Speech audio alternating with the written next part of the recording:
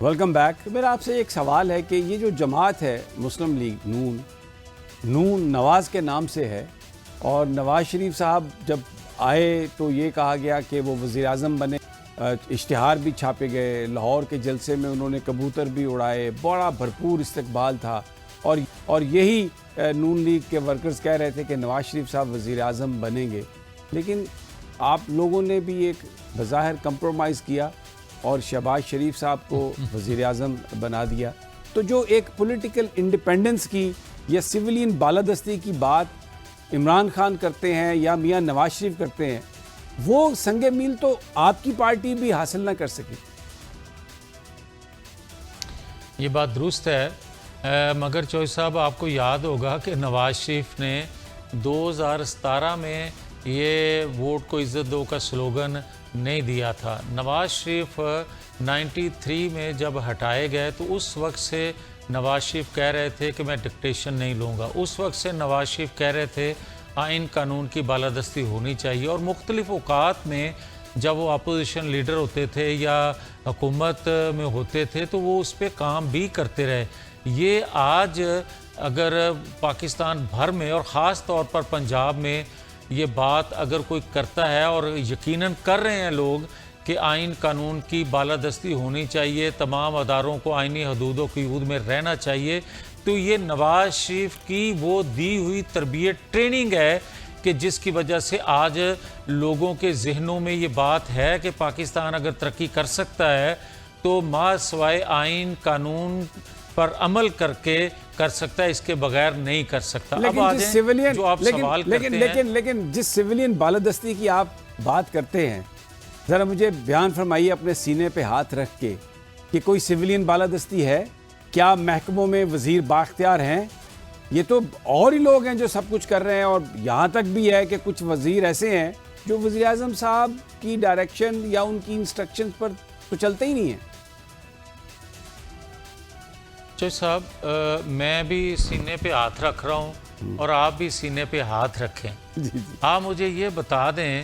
کہ پاکستان کی ہسٹری میں آج تک، اور خاص طور پر آج جو سسٹم ہے، یہ کبھی اس کا تصور نہیں تھا، اور اگر دھندلا نظر آتا تھا تو اس کے لیے لوگوں کی جدوجہد تھی کہ یہ سسٹم کسی طور پر بھی پاکستان کے مفاد میں نہیں ہے، جو 2018 کے نتیجے میں آیا، 2024 کے نتیجے میں آیا. مگر مجھے یہ بتانے میں کوئی آر نہیں ہے، اور میں حقیقت پسندی سے یہ بات کر رہا ہوں کہ اگر 9-10 مئی نہ ہوتا، نہ کیا جاتا تو اس سسٹم کے پاؤں نہ لگتے. اور اگر آپ یہ سسٹم کی اگر بات کریں گے تو پھر حقیقت ایک اور بھی ہے کہ اگر جو جنگ ہوئی ہے انڈیا کے ساتھ، وہ جو جیتی ہے خدا کے فضل و کرم سے ہماری بہادر افواج نے، اگر وہ ہم خدا نخواستہ ہار جاتے تو یہ سسٹم مضبوط نہ ہوتا. یہ سسٹم وہ جنگ جیتنے کے بعد مضبوط ہوا ہے، اور اس میں خاص طور پر علیمہ خان کا جو سٹیٹمنٹ ہے اس کی وجہ سے کہ لگ پتا جائے گا انہوں نے. مطلب علیمہ خان کوئی ذاتی حیثیت میں وہ بات نہیں کر رہی تھی، وہ جیل سے نکلنے کے بعد بات کر رہی تھی عمران خان کی نمائندگی کرتے ہوئے. تو پھر مجھے یہ بتائیں کہ یہ سسٹم، لوگ تو دیکھیں محرومیوں کا ذکر کرتے ہیں، ناانصافیوں کا ذکر کرتے ہیں، مگر لوگ یہ کبھی بھی نہیں تصور کر سکتے کہ اس کی ریاست سے کھلواڑ ہو جائے، اس کی ریاست کو خطرہ ہو تو وہ ایک جان یا ایک قوم نہ ہو جائیں. قوم ایک بن میاں گئی. جاوید لطیف صاحب، میں ایک تو یہ کہ علیمہ خان صاحبہ کے پاس تحریک انصاف کی کوئی آفیشیل پوزیشن نہیں ہے، وہ ایک فیملی ممبر ہیں، اور کبھی بھی پی ٹی آئی نے انہیں کوئی آفیشیل پوزیشن نہیں دی، اور ان کے جو بیان ہیں وہ ان کے ذاتی ان کے نظریات ہیں. لیکن میرا سوال آپ سے یہ ہے، آپ ایک پولیٹیکل ورکر ہیں، بڑا گراس روٹ لیول پر آپ نے سیاست کی ہے. آج جو عدالتیں کر رہی ہیں، آج جو انتظامیہ پی ٹی آئی کے کارکنوں کے ساتھ، ٹکٹ ہولڈرز کے ساتھ کر رہی ہے، جس طریقے سے لوگوں کے گھروں میں گھسا گیا، جس طریقے سے بلہ لیا گیا، جس طریقے سے جو ظلم و ستم اس وقت ہوا، اور پھر عدالتوں کے فیصلے جو نہیں مانے گئے، آپ سمجھتے ہیں کہ یہ ڈیموکریسی ہے، اس سے جمہوری نظام مضبوط ہوگا؟ دیکھیں بات یہ ہے کہ آپ کو یہ یاد ہوگا، کیونکہ آپ کے پاس وقت کم ہے تو میں مختصراً کسی ڈیٹیل میں بیک گراؤنڈ بتائے بغیر اتنا کہوں گا کہ جب عمران خان کا دور تھا تو ہم بات کرتے تھے لیول پلینگ فیلڈ ہونی چاہیے سب کے لیے، اور آپ لوگ ان کو انڈوس کرتے تھے کہ لیول پلینگ فیلڈ ہر ایک کے لیے ہونی چاہیے. اور اس وقت عدالتیں جو کچھ کر رہی تھیں، ایک پیج جو کچھ کر رہا تھا، ثاقب نثار سے بندیال صاحب تک جو کچھ فیصلے دے رہے تھے وہ بھی سب آپ کے سامنے ہیں. نہیں وہ بھی غلط تھا، وہ بھی غلط تھا، آپ کی بات بالکل صحیح ہے، لیکن سوال یہ ہے کہ جو آج ہو رہا ہے آپ اسے صحیح کہیں گے. نہیں میرے بھائی میں وہی بات کرنے لگا ہوں، اگر اجازت دیں پلیز. میں یہی عرض کرنے لگا ہوں کہ پھر جنرل فیض حمید کا جو ظلم کا سورج سوا نیزے پہ تھا وہ بھی سب نے دیکھا. آج اگر لیول پلینگ فیلڈ ہم مانگ رہے ہیں، میں آج بھی لیول پلینگ فیلڈ مانگ رہا ہوں، تو پھر آگے سے یہ کہا جاتا ہے کہ جناب دیکھو نواز شریف آئے تو ایئرپورٹ پہ ہی ان کا تھم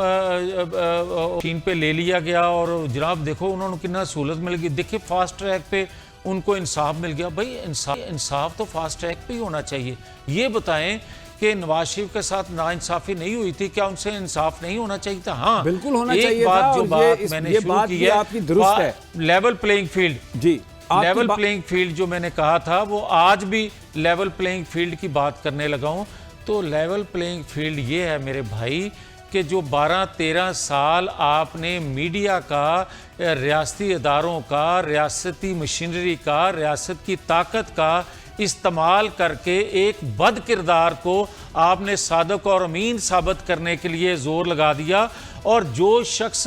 انسان تھا مگر کم از کم پاکستان کے لیے بہتر کر رہا تھا، میں نے ادوار گنوائے 93، میں نے ادوار گنوائے 97، میں نے 2013 کا بھی گنوایا کہ کیا کیا اس شخص نے کیا، اور ساری ریاستی مشینری استعمال کی گئی کہ یہ ڈاکو چور ہے. تو بھئی آج لیول پلینگ فیلڈ اس کو ہونی چاہیے کس طرح کہ آپ